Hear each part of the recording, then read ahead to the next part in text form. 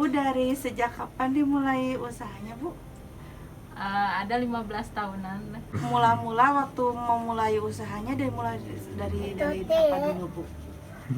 Pertama dulu teh gorengan. Terus banyak yang datang nanyain gimana kalau diadain kopinya, lalu ditambahin kopi, terus sabunnya ditambahin gitu. Jadi tiap ada yang nanya terus diadain begitu. Nah, sekarang alhamdulillah udah agak komplit, sembako ada, mainan anak-anak. Dari hari ke hari presentasi keuntungannya bagaimana? Pertama sih dulu itu meningkat sebelum ada pandemi ini. Tapi sesudah ada pandemi jadi menurun gitulah. Kalau selama pandemi pembelanjaan ada yang suka itu nggak, Bu? Yang kreditan gitu. Oh, banyak yang kreditan banyak.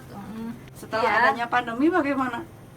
Sama, jadi banyak yang ngambil juga, tapi bayarnya juga sih agak-agak sulit juga gitu. Juga jadi Iya. itu kelemahannya mungkin ya. Nah, Tapi sebelum pandemi mah alhamdulillah ya, Bu, ya naik, sebelum cuma pandemi mah. sesudah pandemi mungkin Ya. ada penurunan. Terus Ibu kalau misalnya pengadaan barang di sini dari mana saja, Bu? Oh, kalau di sini saya belanja sayuran ke pasar, grosir juga untuk sembakonya, dan toko mainan juga beda lagi gitu. Ada yang suka ngisi barang ke sini kan, biasanya kalau warung suka ada yang ngisi barang gitu, Bu. Oh, kalau untuk sembako mah nggak ada, paling cuman es krim aja. Sistemnya bagaimana kalau yang pemasok barang seperti itu? Oh, kalau yang datang ke sini itu sistemnya nyimpen dulu. Nanti yang nggak habis itu diretur gitu. Tiap hari Ibu ke pasarnya? Iya, setiap hari. Kan sayuran mah harus segar terus, jadi tiap hari. Biasanya rentang waktu berapa hari, Bu? Seminggu. Seminggu, jadi seminggu sekali pemasok barangnya datang, diganti barang yang baru, Iya. baru dihitung mungkin berapa Yang itunya, yang lakunya. yang laku. Ibu kalau buka warung sampai tutupnya dari jam berapa sampai jam berapa? Buka setelah sholat subuh ya, kira-kira jam 6 gitu. Tutupnya mungkin kalau sebelum mau menjelang maghrib juga sudah tutup. Tapi kadang-kadang kalau ada yang perlu mah suka dibuka. Usaha warung kayak gini, apa sih, Bu, suka dukanya, Bu? Sukanya ya kalau itu ya lancar gitu. Penjualannya meningkat, ya, Bu. Meningkat, terus yang itu yang ngambil lancar bayarnya gitu ya. Ya dukanya kalau udah macet begitu. Kendalanya mungkin apa ya? Nggak ada sih kendala buat mendapatkan barang atau itu mah, tapi kendalanya mungkin hanya di yang ngambil aja gitu, jadi nggak tentu bayarnya. Ibu mungkin jual sayuran juga ya, Bu? Kan setiap hari beli sayuran, ada kendala nggak kalau misalnya dalam hal sayurannya, Bu? Oh iya, biasanya sayuran itu kan tidak tahan lama. Iya. Jadi kita tiap hari ini aja disortir. Ya biasanya selain dimasak sama sendiri, kita kasih aja ke yang membutuhkan. Gitu, sambil sedekah juga Iya, ya, Bu, nama-nama iya. pahala ya, Bu. Terus kalau misalnya makanan ini juga sama, kan di sini ada makanan yang basah. Oh, kue basah. Iya, kue basah. Kalau kue basah saya itu bisa ditukar. Oh, bisa ditukar. Soalnya kan kue basah itu kan tidak tahan sampai 2 hari. Jadi toko kue basahnya bisa nuker gitu. Modal awal itu dari mana, Bu, biasanya? Modal awal ya dulu kita kan dari kecil-kecilan dulu. Jadi nggak membutuhkan modal agak banyak gitu, tapi kita kan bertahap terus Sedikit-sedikit gitu ya, ya. sedikit-sedikit gitu.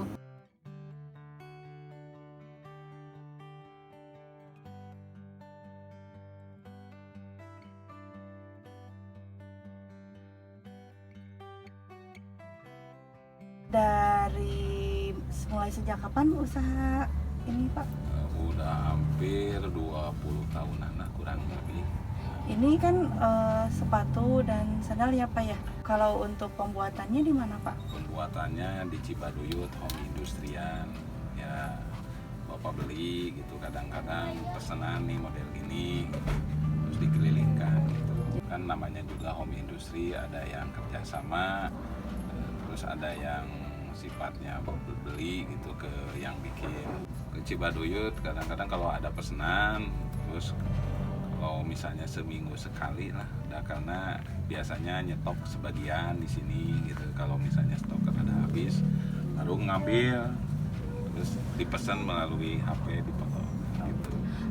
Ke penjualannya sistemnya bagaimana? Ya dikelilingkan aja, direct selling gitu, ngasong-ngasong ke penduduk-penduduk, instansi, kadang-kadang toko juga ditawarin gitu kalau misalnya untuk jual lagi. Yang penting dapat lebih lah gitu. Jadi bisa untuk reseller juga ya Pak? Ya bisa. Kan suka ada yang ngambil barang untuk dijual kembali gitu. Ya itu ada yang sistem konsignasi ya saya bantu, tapi sekarang mah susah, kadang-kadang ya itulah yang konsignasi juga barangnya habis, uangnya juga agak kadang-kadang kepake gitu. Termasuk suka dukanya juga ya Pak.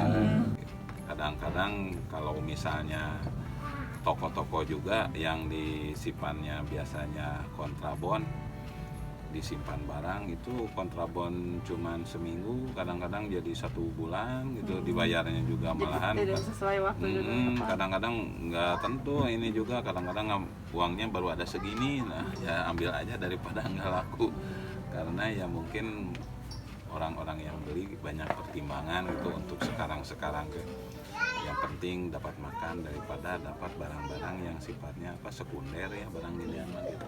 Barang awet mungkin ya Pak ya? Barang awet. Kalau barang pokok mah ya seperti sembako pasti habis gitu cepat ya. Terus kalau misalnya ini sistemnya di sini nyimpan barang saja mungkin ya Pak ya? Yang di sini mah sistemnya enggak sistem nyimpen juga, ini teh kadang-kadang sisa-sisa dari jualan, terus orang-orang yang disimpan nggak bisa ngehabisin ya sama saya teh diambil lagi gitu. Tapi suka ada yang beli ke sini juga Pak? Ada yang udah tahu alamatnya. Berarti harganya kalau ada yang langsung beli ke sini harganya disamakan dengan penjualan ke lebih murah atau misalnya? Relatif lah, pokoknya ada yang disamain dulu dengan toko-toko ya, kalau nawar mah ya ada lebih ya kasihkan aja gitu. Oh, kendala selama usaha apa saja Pak? Kendalanya ya selama ini PPKM itu kadang-kadang jadi prioritas, susah kesana kesini, harus ada surat jalan, ada surat vaksin gitu. Terus selain itu ya instansi pada tutup. Oh, soalnya mengisi ke instansi juga ya Pak? Terus toko-toko pada tutup, susah juga, nggak keliling, nggak punya duit gitu, nggak resiko untuk rumah tangga juga ya terganggu gitu, susahnya itu ya banyak lah pokoknya gara-gara lockdown PPKM. Kalau misalnya punya ini saya keliling 1 hari ya itu untuk 1 harian, makan juga besoknya harus cari lagi, susahnya gitu Bu. Bapak keliling usaha penjualan tiap hari Pak? Relatif Bu, kadang-kadang untuk sekarang mah mikir dulu kalau mau keliling juga, karena susah sih sasarannya ya pada tutup, malahan orang juga kalau beli sepatu sendal gini mah kadang-kadang mikir gitu. Pernah mencoba berjual seperti di online gitu Pak? Pernah ngejual di online ya, tapi persaingannya ketat, kebanyakan yang di online itu orang-orang yang grosiran, tapi kalau home industrian jarang. Kalau sebelum pandemi penjualan biasanya paling jauh Bapak suka kemana Pak? Paling jauh karena PPKM nggak ada, lockdown nggak ada, jadi percaya diri ada gitu ya. Jauh itu paling jauh ke Sukabumi. Kalau ke daerah baratnya itu ke daerah Cicalengka gitu, kadang-kadang sampai ke Subang. Kalau dulu ya bagus, kalau sekarang mah jauh-jauh tapi nggak dapat percuma gitu. Kalau sekarang mah yang dekat-dekat aja Bu gitu, susah lah. Kalau pengaruh pandemi dalam penjualan bagaimana Pak? Pengaruh pandemi ya drastis sekali turun, malahan kadang-kadang kan kadang-kadang ini saya juga pinjaman modalnya itu ya nggak sesuai dengan pendapatan gitu kalau misalnya ini mah. Jadi kalau misalnya dapat duit juga ini mikirnya untuk apa gitu, kadang-kadang kurang, sama ongkos juga kadang-kadang habis, nggak seperti dulu. Jadi nggak ada kepercayaan tadi untuk masarin barang pergi jauh teh. Kalau yang dekat-dekat aja yang keliling teh sekarang teh malahan banyak diamnya. Sekarang juga banyak diamnya itu mikir dulu, banyak berpikir bagaimana keluar. Jadi banyak ditanya mengatur strateginya ya Pak ya. Sekarang mau mikir tuh ke penduduk kayaknya susah. Kalau ke instansi enaknya walaupun dipinjam dulu, di kredit gitu, itu udah ada implengan gitu, nanti awal bulan pasti ada. Yang biasanya suka ada yang ngambil di sini juga minta barang, tapi sekarang mah nggak ada. Ya mungkin dia juga merasakan seperti gitu. Store-nya kurang, jadi kurang karena untuk ongkos juga habis katanya. Ada waktu yang dibutuhkan kalau misalnya khusus untuk penjualan dari jam berapa sampai jam berapa? Itu kalau yang efektif jualan ke instansi itu ya pagi, karena sorenya itu palingnya siang istirahat di masjid, sesudah duhur istirahat dulu gitu. Itu ke penduduk kalau sorenya mah Paling ke warung-warung toko gitu. Warung-warung toko. Nah, kalau pagi-paginya instansi, karena instansi ya ke koperasinya susah gitu kalau sekarang. Iya, soalnya banyak yang WFH juga ya Pak iya. ya, ditambah PPKM juga. Nah, saya juga kadang-kadang saling bantu aja dengan yang lain. Sudah pasti mungkin dari persentase keuntungan juga ya Pak ya, Ya dilihat pasti dari pandemi. gratis sekali itu nggak ada, nggak setengahnya juga, waduh jauh gitu. Untuk pengadaan barang masih bisa ya Pak? Untuk pengadaan barang, orang yang produksi juga itu masih nanya-nanya ya, saya juga bingung. Yang produksi nanyain Pak mau bikin lagi enggak, saya juga bingung, susah masarinnya. Iya. Ditambah mungkin yang produksi juga butuh kerja juga. Nah gitu, sama gitu ya, berkesinambungan lah antara produksi pemasaran. Kalau pemasaran bagus ya produksi pasti terus gitu, bisa jalan terus. Orang juga pasti sama gitu, nasibnya seperti saya gitu. Barang namru kadang-kadang dilelang karena untuk dapat duit, karena kalau dilelang sifatnya orang itu pasti dibeli gitu, karena aduh daripada nggak dapat duit biarinlah jual murah juga, kadang-kadang jual rugi gitu. Itu bagaimana Bapak? Ya saya daripada nggak dapat duit, nah gitu susahnya. Jadi diputar-putar lagi aja Pak. Diputar mungkin. lagi aja ke barang yang paling laku gitu. Ya itu spekulasi aja nantinya gitu. Orang juga pasti semua sama, yang tukang jual beli pasti gitu. Terus ini kan ada perbedaan harga dari yang paling murah sampai yang paling mahal. Yang membedakannya apa Pak? Yang membedakannya ya kualitas aja.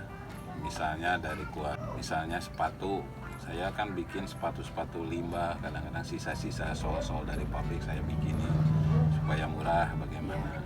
Kalau beli kualitas ya kita lemnya, bahannya itu dibagusin aja. Cara bikinnya mah hampir sama. Cuman ya dari sana mungkin dari bahan aja, ada yang kulit ya, kalau mau murah ya yang Oscarnya gitu, yang bukan kulit gitu. Malahan saya lagi mikir bagaimana caranya barang itu murah tapi bagus gitu. Berkualitas. Nah,